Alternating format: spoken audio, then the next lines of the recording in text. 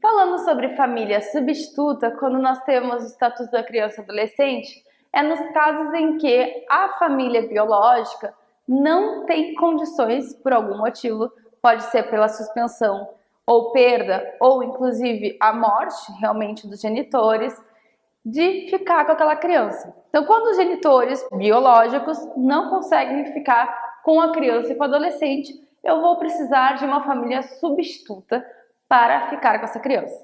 Nessas situações, nós podemos ter a guarda, a tutela ou a adoção dessa criança ou adolescente. Como funciona a guarda? A guarda está prevista lá no artigo 33 do Estatuto da Criança e Adolescente e seguintes. Então, ela está prevista no nosso ECA.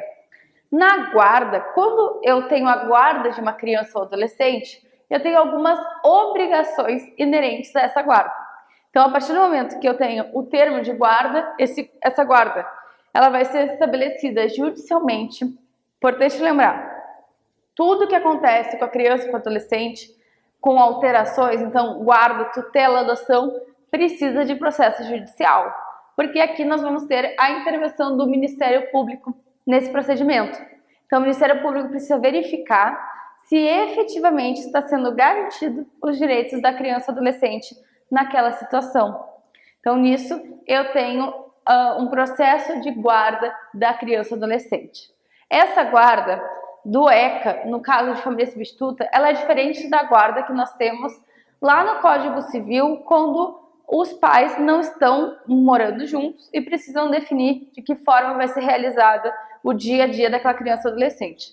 Então, aqui eu tenho uma guarda no caso de família substituta, e não uma guarda, por exemplo, como o caso da guarda compartilhada, que está lá na lei da guarda compartilhada. Nesse caso, a partir do momento que eu tenho a guarda, eu tenho a obrigação de prestação de assistência material, moral e educacional à criança ou adolescente. Então, essa pessoa que tem a guarda da criança ou adolescente, ela tem a obrigação de assistir a criança ou adolescente. Então, ela precisa prestar tanto assistência material, moral, como a educacional. Então, se a criança ou adolescente necessitar, por exemplo, de alimentos, necessitar de algo específico, material, ela vai ter essa obrigação. E também, claro, a obrigação de prestar assistência educacional. Então, a matrícula no ensino básico, ela é obrigatória. Toda criança e adolescente precisa estar matriculada no ensino básico. Temos essa obrigatoriedade. Com isso, a família substituta vai ser obrigada a matricular a criança ou adolescente, se ela tiver a guarda dessa criança ou adolescente. Temos ainda a posse, nesse caso, de fato, nos procedimentos de tutela e adoção, exceto no de adoção por estrangeiros. Então, aqui, quando eu tenho a guarda, o que significa posse de fato? A criança ou adolescente vai ficar com aquela família. Então, a posse de fato é que, de fato, aquela criança ou adolescente vai estar com a família. Tá? Então, quando nós temos posse de fato aqui, é que, no caso concreto, a pessoa vai estar junto com a família. Salvo nos casos de adoção por estrangeiros, que nós vamos ver essa regra também na aula de hoje. Então, nesses casos, a posse de fato na tutela e na adoção também se estabelece na guarda.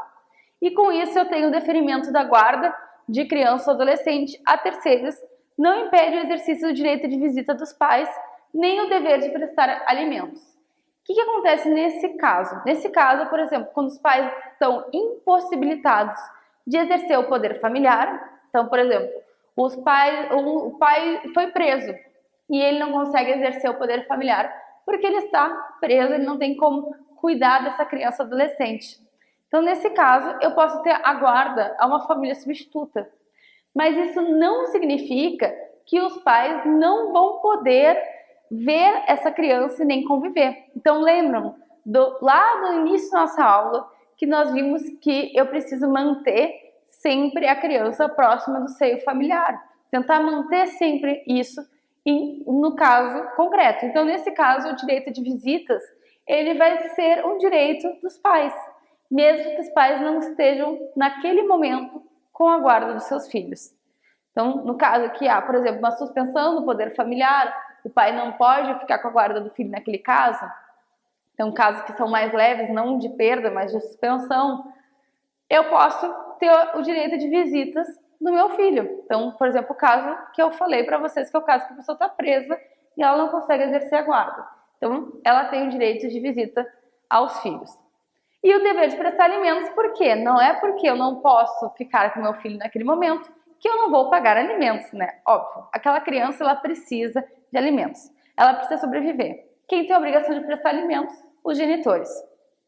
Então, pensem sempre nisso. Os genitores vão ter a obrigação. Essa obrigação de alimentos, ela é solidária. E ela só vai poder ser dos avós nos casos da impossibilidade dos pais. Então, sempre primeiro vou aos genitores. Por isso, eu tenho, portanto, mesmo no caso de guarda a terceiros, então casos em que os genitores não podem exercer o poder familiar de forma plena e ter esse cuidado em relação a essa criança ou adolescente, o genitor ainda tem a obrigação de prestar alimentos e a obrigação de ter esse cuidado e tem direito à visita da criança ou adolescente. Então, sempre lembrem disso, a guarda não vai impedir o direito à visita. Quando eu tenho essa guarda, eu vou ter preferência ao seu acolhimento institucional. Então, no primeiro momento, se aquele genitor não pode mais ficar com aquela criança, ele não tem mais a guarda daquela criança, ele não consegue mais exercer o poder familiar por algum motivo, eu vou dar preferência a instituições que vão ter esse trabalho, que vão ficar com essa criança ou adolescente. Então, eu tenho preferência ao acolhimento institucional. Quando há algum casal ou pessoa cadastrada no programa de acolhimento familiar, esse casal pode também ter a guarda de uma criança, mesmo que seja por um tempo determinado. Então, eu tenho um acolhimento no seio de uma família substituta. Nesse caso, por exemplo, eu tenho algumas famílias que se cadastram no programa de família substituta. Então, elas podem ficar com essa criança ou adolescente por um período nessa impossibilidade. Então, elas vão ter a guarda da criança ou adolescente. São terceiros, que não têm vínculo nenhum com essa criança. O acolhimento temporário de crianças e adolescentes em residências de famílias selecionadas, capacitadas e acompanhadas que não estejam no cadastro de adoção. Então, nesse caso, a família substituta não é aquela família que está no cadastro de adoção. É uma família que está cadastrada para ser substituta. Então, nós temos cadastros diferentes. Então, nesse caso, quando a família é substituta, são casos em que é possível o retorno daquela criança ao seio da sua família biológica. Então, para que eu não retire completamente essa criança do seio dessa família biológica, sem que ela possa voltar, se por acaso aqueles pais puderem ficar com essa criança, eu tenho essa situação da família que é substituta, por um período, não vai ser para sempre. Essa guarda, ela pode ser revogada a qualquer momento, mediante ato judicial, fundamentado e ouvido o Ministério Público. Então, nessa situação, é importante lembrar que o Ministério Público protege incapaz. Nesses casos, como eu estou falando de criança e adolescente, são incapazes, porque, como vocês já sabem, menores de 18 anos são considerados incapazes. Então, com isso, eu tenho Ministério Público, sempre vai ser ouvido, tá? Importante, até vou marcar aqui para vocês. Ministério Público, porque eu tenho um direito e uma proteção de um incapaz. Sempre que houver incapaz, tem intervenção do Ministério Público, não esqueçam disso. Então, se aparecer qualquer questão do ECA, se tiver incapaz, Ministério Público. E também ato judicial, né? Juiz que vai definir. Então, nesse caso, é o caso em que alguém vai ficar com a responsabilidade de uma criança que não é seu filho, não é seu parente próximo, é uma família que está no programa de acolhimento e que vai ficar com essa criança. Importante pensar também que guarda significa responsabilidade. Então, quem vai ser o responsável pelaquela criança, tá? Então, nesse caso, é a responsabilidade sobre aquela criança. Por isso que tem a responsabilidade da assistência educacional, material, porque essa criança ela precisa de alguém como responsável. É um munus público. Então, eu tenho aqui um munus público como essa obrigação. Por quê? Porque é deferida pelo juiz e ela vai valer para tudo. E aqui também deferimento pelo juiz, né? Como eu já falei com vocês, porque processo que envolve criança e adolescente precisa de sentença judicial, precisa de todo o procedimento judicial, intervenção do Ministério Público e etc.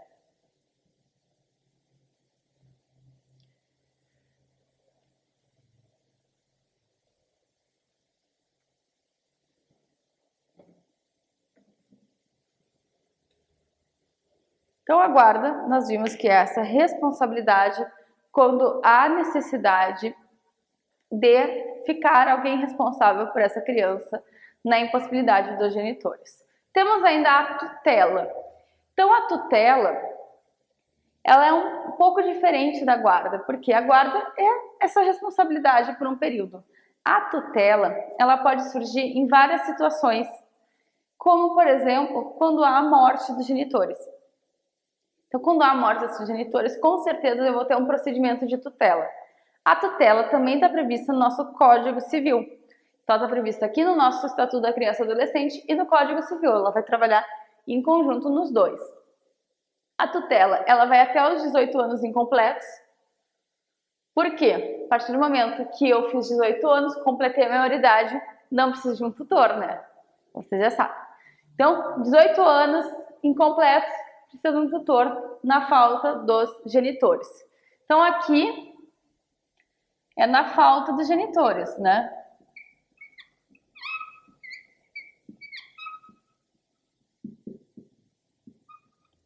Sempre que houver a falta dos genitores, eu tenho essa tutela.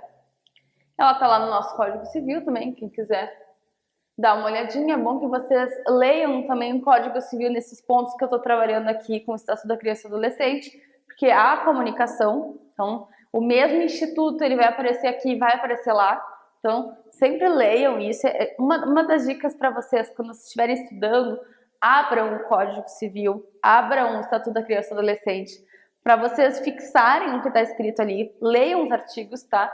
Então os artigos que eu vou fazendo referência, vocês vão abrindo, vão marcando, para que vocês tenham isso já na cabeça de vocês, já tenham isso pronto e leiam o Código Civil na questão da tutela, porque é importante também para o nosso Estatuto da Criança e Adolescente. Nesse caso, então, quando há 18 anos incompletos, falta do genitor, como por exemplo, morte do genitor, eu posso nomear alguém que vai ficar como tutor dessa criança ou adolescente. Então, alguém, claro, que tenha mais de 18 anos, né? A pessoa tem que ter mais de 18 anos. E sempre buscar alguém mais próximo para, em último caso, a nossa família substituta. Certo? Então, a família substituta, no caso da tutela, ela vai ser a última opção. Por quê? Primeiro, eu vou procurar os ascendentes, que são os avós, bisavós, se a criança tiver o tataravô. Na falta dos ascendentes, os colaterais, quem são os colaterais? Tio, irmão, até o 3º grau, né? E se, nesse caso, se eu tiver tio e irmão, eu vou preferir os mais velhos aos mais jovens, né? Então, sempre os mais velhos antes.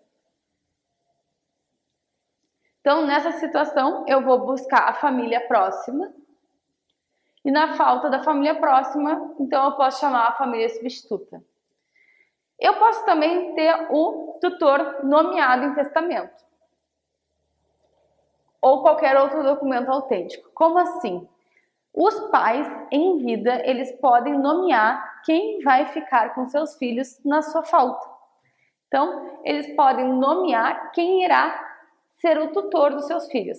Eu posso fazer isso no testamento, junto com as outras disposições. Então, o testamento não é apenas para disposições patrimoniais, mas eu posso ter disposições extrapatrimoniais, como essa, por exemplo, ou algum outro documento autêntico que eu consiga comprovar que efetivamente foi os pais que nomearam.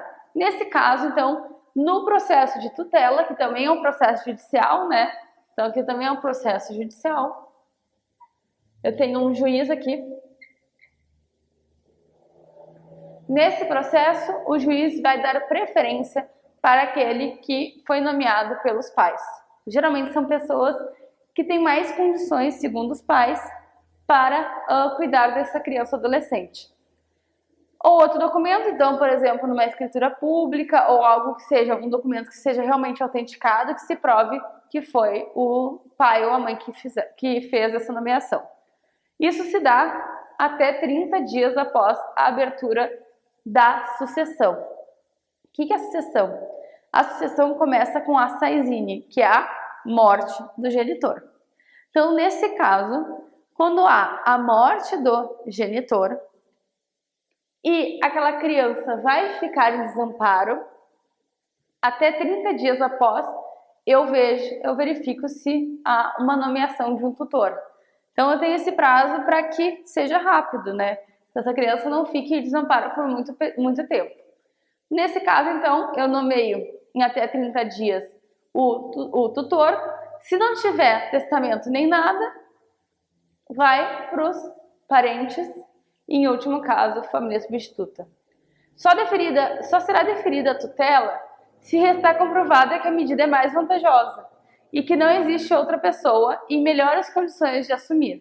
Então, nessa situação, quando há a tutela por testamento ou por documento autêntico, eu preciso verificar ainda assim se essa pessoa é que tem melhores condições para exercer esse munus público, tá? Então, eu verifico, mesmo que haja a nomeação, eu verifico se efetivamente é o melhor para aquele criança ou adolescente.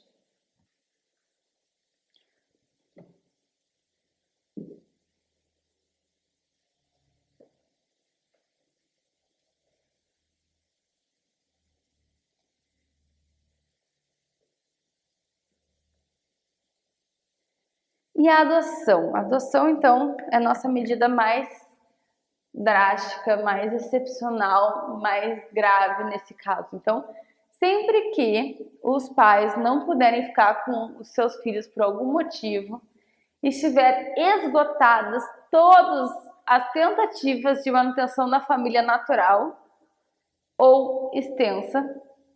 Então, a natural é quem? Quem que está na nossa família natural? Os pais. E na extensa, os parentes.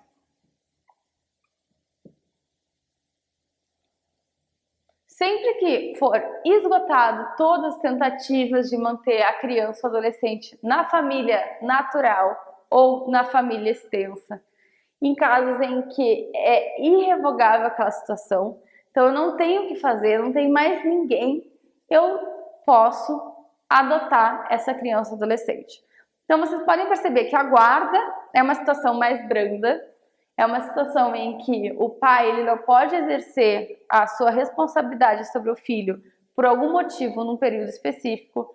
A tutela, nos casos em que os pais, por exemplo, perderam o poder familiar e porque faleceram, então deixa essa criança com uma família mais próxima, mas a criança ainda tem seu vínculo biológico, ela não deixa de ser filha daqueles pais, né, porque eles faleceram. E na adoção é a medida mais excepcional que nós temos. Então, realmente eu não tenho que fazer mais com aquela criança. Ou os pais não querem a criança, né? Que a gente viu que o direito da gestante também. Eu tenho lá no ECA, quando eu trato da gestante, eu tenho uma proteção específica para aquela gestante que não quer ficar com seu filho, né? Um acompanhamento psicológico para isso, todo um processo específico para os casos em que a mãe não quer ficar com seu filho. E nisso eu vou para a adoção. A adoção é irrevogável. Por quê? A partir do momento que eu tenho adoção, eu não tenho como voltar atrás. Então a adoção é irrevogável. A adoção vai criar um novo vínculo de filiação. Com isso, eu não consigo voltar mais. Então, a partir desse momento que aquela criança ou adolescente ele foi adotado, ela vai ser filha de um outro casal. Então, ou de uma pessoa solteira também, não tem problema. A adoção pode ser de uma pessoa solteira, uma pessoa sozinha. Então, pode ser um casal ou uma pessoa que vai adotar uma criança. Nesse momento, eu tenho um novo vínculo de filiação, né? Eu tenho uma nova certidão de nascimento, eu tenho uma nova carteira de identidade. E eu não tenho como revogar, não tenho como simplesmente dizer, olha, eu não quero mais essa criança, eu quero voltar para a família biológica. Ou os pais, por exemplo, no caso de perda do poder familiar, vão lá e dizem, olha, eu quero voltar. Não, não tem como. Por isso que ela é excepcional e ela é, então, nesse caso, irrevogável. Sempre que houver a criança for para adoção, ela não pode voltar atrás, né? Eu não posso, eu crio um novo vínculo. Com a adoção, eu tenho um novo vínculo de filiação.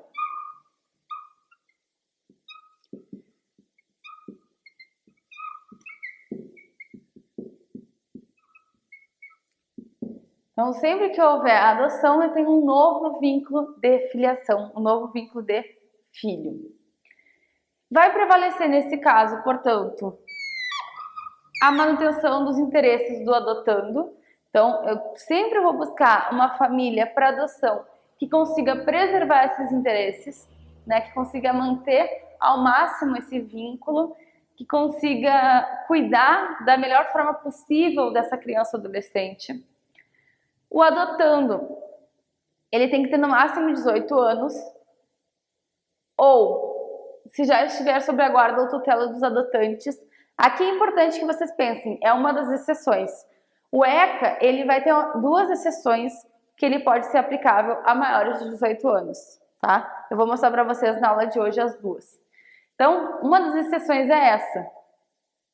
Eu vou utilizar o processo de adoção quando eu tenho uma criança ou adolescente, nesse caso, depois de 18 anos, né? Então, quando já se torna jovem, né, e adulto, apenas se já estivesse na guarda ou tutela. Como assim?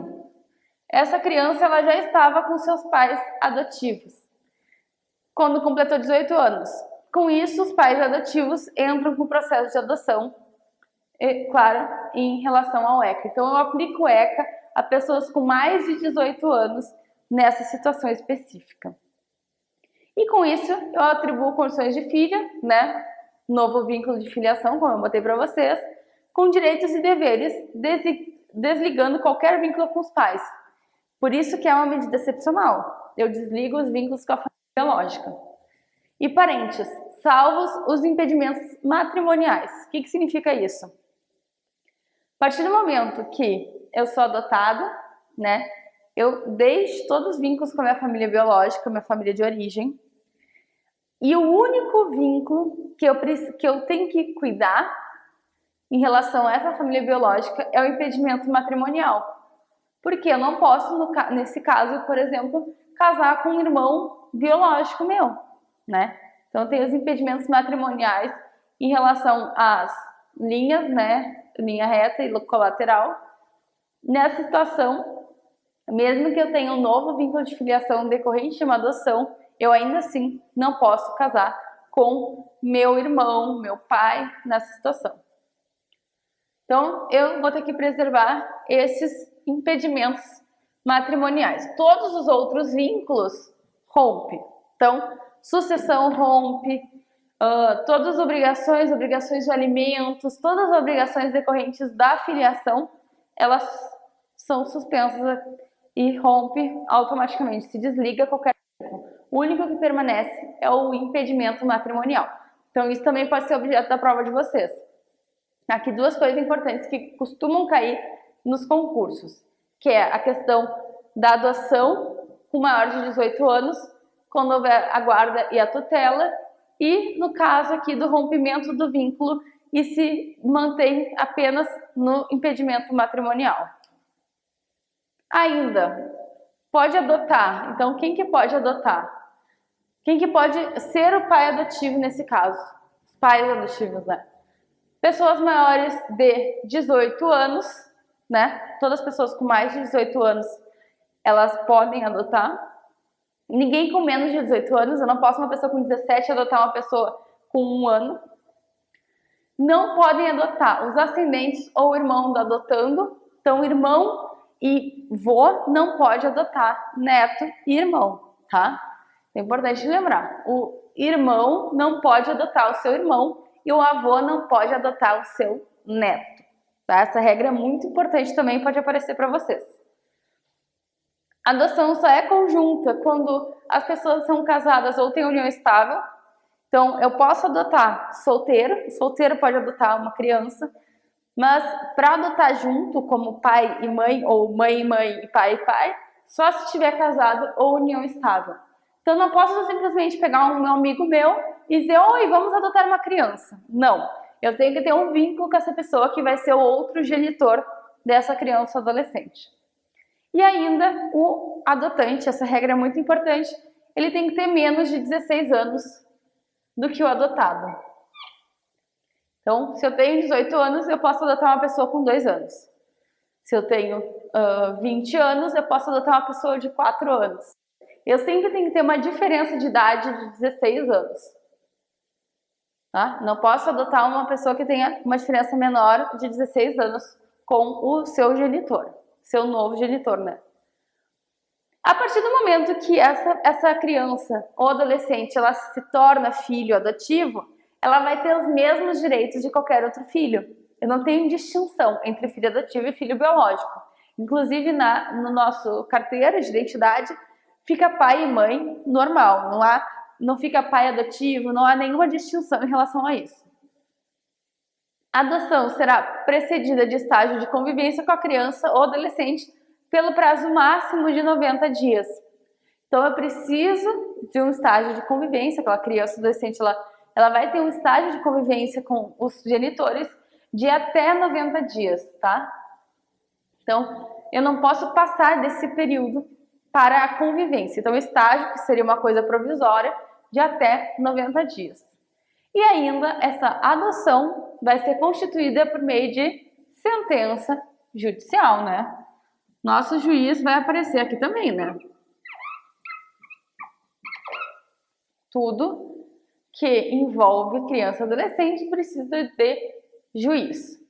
E será inscrita no registro civil, então lá no registro dessa criança ou adolescente, mediante mandato do qual não se fornecerá certidão. Então, não haverá certidão em relação a esse mandato, que vai para o nosso registro civil, e com isso eu vou incluir o nome dessa família adotiva no lugar dos genitores. Então, nessa situação, vai ser igual qualquer criança. Vai ficar lá no lugar do pai e da mãe o nome dos pais adotivos. Então, a adoção realmente é a medida excepcional, a medida irrevogável. Eu não tenho como voltar atrás. Os pais adotivos, eles vão ser novos pais. Eu vou ter uma nova filiação. Com isso, todos os direitos em relação aos genitores, essa criança vai ter. E os genitores em relação a ele. Então, os direitos recíprocos, obrigação de alimentos, todos os direitos de qualquer filho. Então, aqui eu vou ter um filho, assim como qualquer outro filho. Pouco importa o vínculo que se tem com esse filho, certo? Então, a adoção realmente é a nossa medida mais grave.